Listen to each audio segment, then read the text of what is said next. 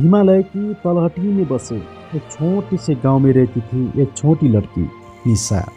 उसकी आंखों में बड़े सपने थे। जब भी वो किसी मूर्तिकार को पत्थर जैसी मूर्तियां बनाते देखती तो उसकी नज़र चमक उठती। वो सोचती, काश मैं भी ऐसा कर पाती। पर निशा के घर की हालत साधारण थी। उसके पिता खेतों में काम करते और माँ मिट्टी के बर्तन बनाती। गांव में लोग कहते, लड़कियां तो घर संभालने के लिए होती है, ये छैनी और हथौड़ा उनके लिए नहीं बने। लेकिन निशा इन बातों को सुनकर भी चुपचाप सपने बुनती रही। एक दिन उसने अपने माता पिता से कहा, माँ, मुझे पत्थर तराशना सीखना है, मैं मूर्तिकार बनना चाहती हूँ। पहले तो माँ मुस्कुराई, पर पिता ने गंभीर स्वर में कहा, बेटी, ये आसान रास्ता नहीं है, इसमें बहुत मेहनत, धैर्य और अभ्यास चाहिए। निशा बोली, पिताजी, मैं कोशिश करना चाहती हूँ, हार मानना नहीं। पिता ने बेटी की जिद देखकर अंततः उसे अनुमति दे दी। अगले दिन निशा ने गांव के एक पुराने मूर्तिकार से सीखना शुरू किया। वो हर सुबह सूरज उगने से पहले पहुंच जाती, लेकिन जब भी छैनी चलाती पत्थर टूट जाता या टेढ़ा बन जाता। गुरुजी समझाते, धीरे ध्यान से करो बेटा, पर उसके छोटे हाथों से नियंत्रण नहीं हो पाता। दिन बीतते गए, बाकी शिष्य सुंदर मूर्तियां बना लेते और निशा के पास हमेशा टूटे हुए पत्थरों का ढेर रह जाता। कई बच्चे हंसते, ये लड़की क्या मूर्तिकार बनेगी, इसके हाथों में तो ताकत भी नहीं बची। उनकी हंसी उसके दिल को चुभ जाती।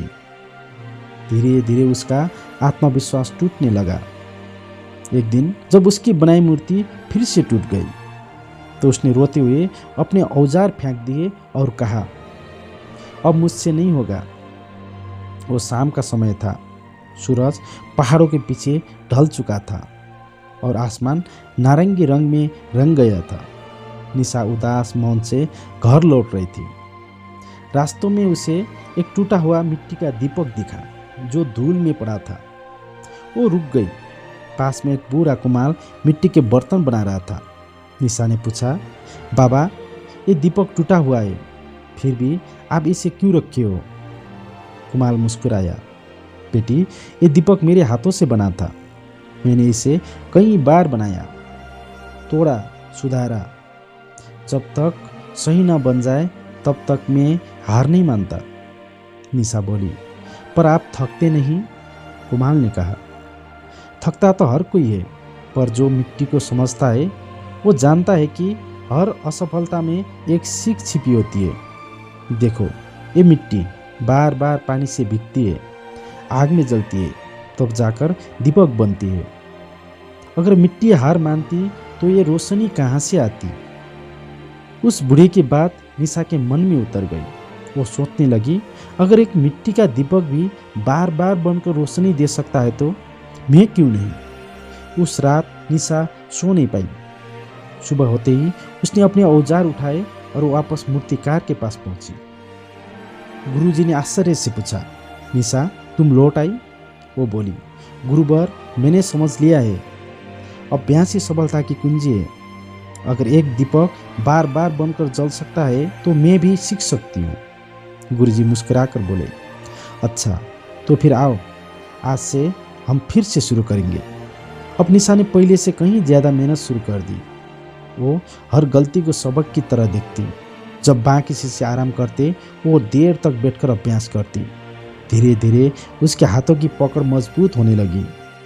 पत्थर अब उसे दुश्मन नहीं, साथी जैसे लगने लगा। महीनों बीत गए।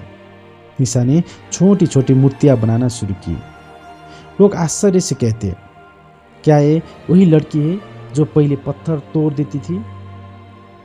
एक दिन राजा के मंत्री ने घोषणा की, राज्य में मूर्तियों की प्रतियोगिता होगी, विजेता को राजकीय मूर्तिकार बनाया जाएगा। निशा ने भाग लेने का निर्णय लिया। कई लोगों ने उसे रोका, इतने बड़े कलाकारों के बीच तू क्या कर पाएगी? पर निशा ने सिर्फ एक बात कही, अगर दीपक अंधेरे से नहीं डरता तो मैं क्यों डरूं?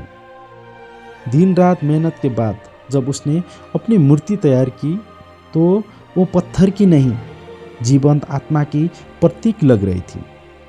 प्रतियोगिता के दिन जब राजा ने उसकी मूर्ति देखी तो बोले, यह तो मानो पत्थर नहीं, जीवन बोल रहा हो।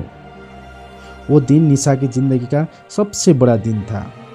वो वही लड़की थी जिसे सबने असफल कहा था और आज वही राजकीय मूर्तिकार बन चुकी थी। राजा ने पूछा, तुमने इतना सुंदर कार्य कैसे किया? निशा ने विनम्र स्वर में कहा, महाराज, ये कोई चमत्कार नहीं, श्री अभ्यास का फल है। मैंने हर चोट, हर टूटन को गुरु की शिक्षा की तरह स्वीकार किया। वर्षों बाद भी लोग उस छोटी लड़की को याद करते हैं जिसने मिट्टी के दीपक से प्रेरणा लेकर पत्थर में जीवन जगा दिया। निशा अब गांव के बच्चों को सिखाती और कहती, अगर तुम रुकना छोड़ दो तो दुनिया तुम्हें रोक नहीं सकती। असफलता कभी अंत नहीं, बल्कि सफलता की तैयारी होती है। और जब भी रात में कोई दीपक जलाता तो लोग कहते, देखो वो निशा का दीपक है जो हार कर भी रोशनी बन गया। कहानी की संदेश, अभ्यास वो शक्ति है जो पत्थर को भी मौन बना देता है। जो बार बार गिरकर भी उठता है वही एक दिन आसमान छू लेता है।